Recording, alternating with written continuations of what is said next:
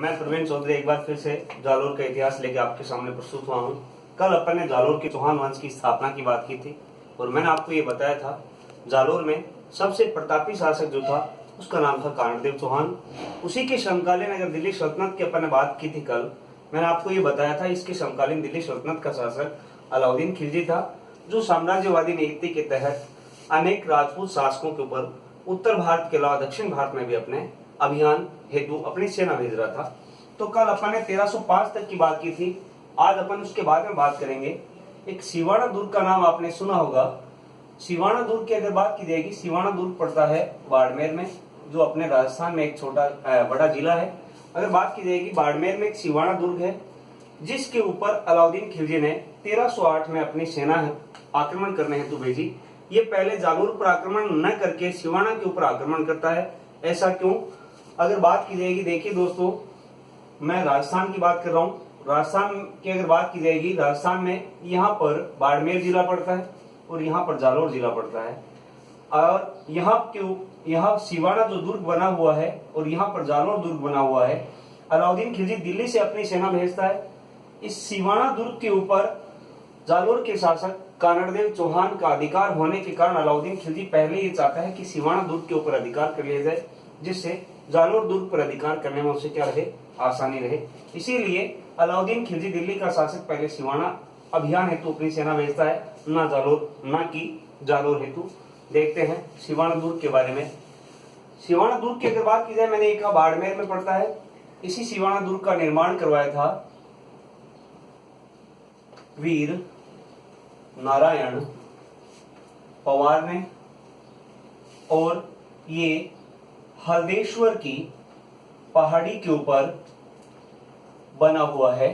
हल्देश्वर की पहाड़ी के ऊपर बना हुआ है। एक बार थर्ड ग्रेड में एक क्वेश्चन पूछा गया है कि सिवाना दुर्ग स्थित है किस जिले में, तो आप बताएंगे बाड़मेर जिले में। अब इस सिवाना दुर्ग के दो उपनाम आते हैं। कौन से दो उपनाम है उनके बारे में आपको बता रहा हूं। इसको कहा जाता है मारवाड़ के राजाओं की शरण स्थली, और दूसरे उपनाम की अगर बात करेंगे, इसको कहा जाता है जालोर दुर्ग की पूंजी। अब ये नाम इस दुर्ग के कैसे पड़े? मारवाड़ के शासकों की जब बात करेंगे, मालदेव की बात करेंगे, चंद्रसेन की बात करेंगे, दोनों शासक इस सिवाना दुर्ग में आकर शरण लेते हैं, इसीलिए इसे मारवाड़ के राजाओं की शरण स्थली कहा जाता है।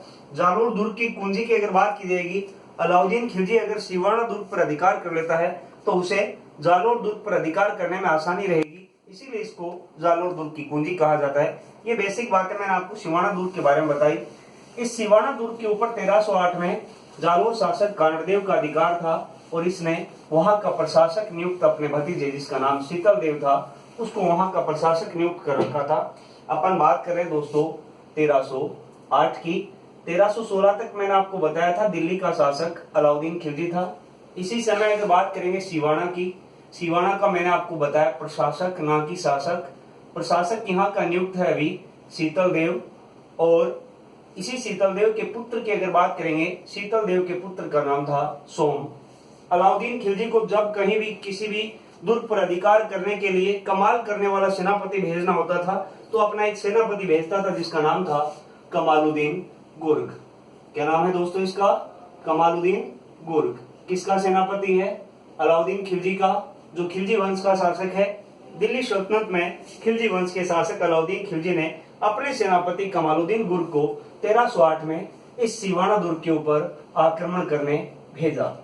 अब देखिए क्या होता है यहाँ पर। अलाउद्दीन खिलजी के सेनापति कमालुद्दीन गुर्ग का सिवाना दुर्ग के चारों तरफ घेरा लंबा चलता है, जिसके कारण शीतल देव अपने एक सेनापति जिसका नाम है भावले पवार को कमालुद्दीन गुर्ग के पास में बात करने हेतु भेजता है। अब भावले पवार यहाँ पर विश्वासघात करता है, जिसके कारण कमालुद्दीन गुर्ग अर्थात अलाउद्दीन खिलजी की सेना सिवाना दुर्ग में प्रवेश कर जाती है। मेरा कहने का मतलब ये है, कमालुद्दीन गुर्ग यहाँ पर आता है सिवाना पर।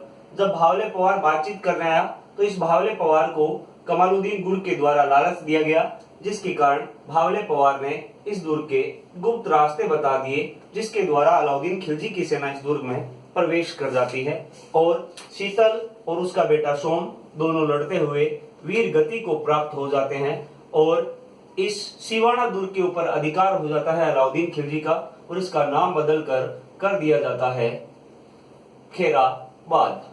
ये घटना मैंने आपको 1308 की बताई है। दिल्ली का शासक अलाउद्दीन खिलजी, जिसका सेनापति कमालुद्दीन गुर्ग सिवाना आक्रमण करने हेतु आता है। यहाँ का प्रशासक जो था उसका नाम शीतल देव, इसी के बेटे का नाम सोम। और यहाँ पर मैंने आपको बताया शीतल देव का जो सेनापति था भावले पवार, ये लालच में आ गया और गुप्त रास्ते बता दी, जिसके कारण कमालुद्दीन गुर्ग के नेतृत्व में एक की सेना इस दुर्ग में प्रवेश कर गई और इस पर फतह हासिल कर ली और विजय प्राप्त कर ली और इसका नाम बदल कर क्या रख दिया, खैराबाद कर दिया। अब जब अलाउद्दीन खिलजी इस सिवाना दुर्ग के ऊपर भी अधिकार कर चुका है, इस सिवाना दुर्ग का अधिकार करने पर जब अलाउद्दीन खिलजी की सेना कमालुद्दीन गुर्ग के नेतृत्व में आई थी, तो कानड़ देव ने अपनी सेना इस सिवाना दुर्ग के बचाव में नहीं भेजी। ये एक भूल मानी जाती है कानड़ देव की। आगे बात करते हैं, 1311 की घटना आती है। 1311 में अलाउद्दीन खिलजी अपनी सेना कमालुद्दीन गुर्ग के नेतृत्व में ही भेजता है जालोर अभियान हेतु। और जालोर की अपन ने बात की, अभी जालोर की अगर बात की जाएगी, जालोर के शासक का नाम है कानड़ देव। और कानड़ देव के पुत्र की अगर बात की जाएगी, मैंने आपको कल भी बताया था, वीरमदेव फिरोजा की बात शायद अपन ने की थी। फिरोजा वहां पर बैठी थी, खून के आंसू रो रही थी, पापा पापा मुझे वीरमदेव चाहिए, मुझे वीरमदेव चाहिए। वो कह रही थी, आंखों में रहा कभी दिल में उतर कर नहीं देखा, कश्ती के मुसाफिर ने कभी समंदर नहीं देखा, पत्थर समझता है मुझे मेरा चाहने वाला, मैं मोम हूं उसने मुझे कभी छूकर ही नहीं देखा। ठीक है दोस्तों, खैर ये प्रेम कहानी थी, इसके लिए मैंने आपको दो बातें बताई हैं। वीरमदेव की बात की जाएगी, वीरमदेव बेटा है कानड़ देव का। कमालुद्दीन गुर्ग 1311 में अलाउद्दीन खिलजी की सेना का नेतृत्व करते हुए जालोर अभियान हेतु आता है, लेकिन कमालुद्दीन गुर्ग असफल रहता है इस दुर्ग पर अभियान अधिकार करने के लिए। इसीलिए पीछे से अगर बात करेंगे, अलाउद्दीन खिलजी स्वयं इस अभियान हेतु आता है सेना लेकर। इसी कानड़ देव की अगर बात करेंगे, कानड़ देव के यहाँ पर एक सेनापति था जिसका नाम था दैया बीका। ये वही रणनीति अपनाएंगे जो इन्होंने सिवाना दुर्ग में अपनाई है। अगर राजस्थान के यहाँ पर सेना नायक या सेनापति विश्वासघात नहीं करते तो अलाउद्दीन खिलजी की सेना, ये तुर्की सेना, यहाँ के शासकों को पराजित नहीं कर पाती। लेकिन दैया बीका को ये अलाउद्दीन खिलजी के द्वारा लालच दिया जाता है और ये कहा जाता है, अगर आप हमारा यहाँ पर साथ देंगे तो हम आपको ये दुर्ग सौंप कर वापस चले जाएंगे। जिसके कारण दैया बीका लालच में आ जाता है और ये इसको बताता है गुप्त रास्ते, जैसा आपको विदित है। एक की सेना यहाँ पर जालोर दुर्ग में प्रवेश करेगी, जिसके कारण कानड़देव और वीरमदेव दोनों लड़ते हुए वीर गति को प्राप्त हो जाएंगे। अब देखिए, वीरमदेव के बारे में यहाँ दो बातें मिलती हैं। वीरमदेव, कुछ इतिहासकार ये मानते हैं कि वीरमदेव ने आशापुरा माता के सामने कटार घोंपकर आत्महत्या कर ली थी, जबकि कुछ इतिहासकार मानते हैं कि कानड़देव और वीरमदेव दोनों लड़ते हुए वीर गति को प्राप्त हो गए। ये घटना थी 1311 की और इस जालोर दुर्ग के ऊपर अधिकार हो जाता है दिल्ली के शासक अलाउद्दीन खिलजी का।